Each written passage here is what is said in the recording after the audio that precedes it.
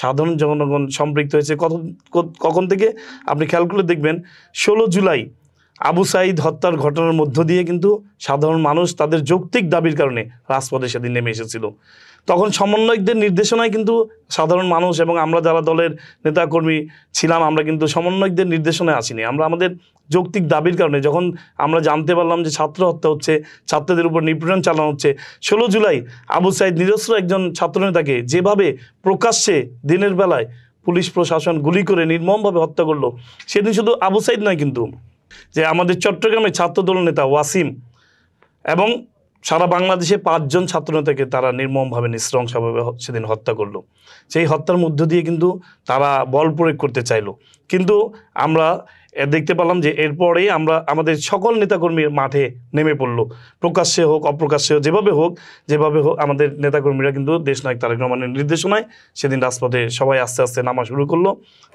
আমাদের নিজেদের প্রয়োজনের তাগিদেই আমরা নামলাম। এরপরে আপনি দেখবেন 17ই জুলাই গায়বানা জানাজা দেওয়া হলো।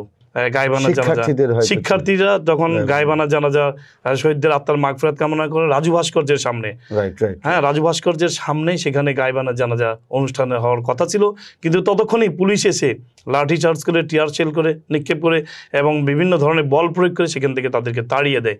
এবং তখন ছাত্রছাত্রীরা আপনার ঢাকা বিশ্ববিদ্যালয়ে উপাচার্যের বাসভবনের সামনে বিকাল 4টার দিকে এই কর্মসূচি তারা পালন করে, বৈষম্য বিরোধী ছাত্র আন্দোলনের নেতাকর্মীরা।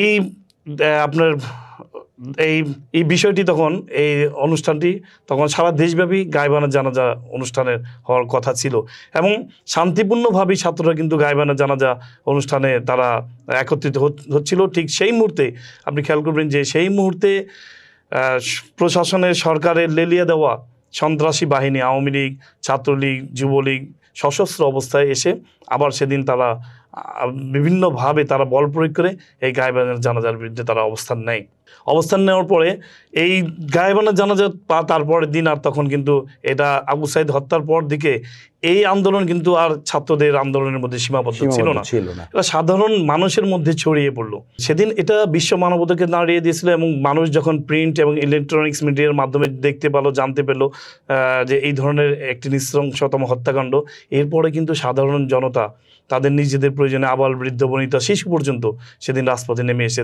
তার তীব্র প্রতিবাদ জানিয়েছিল।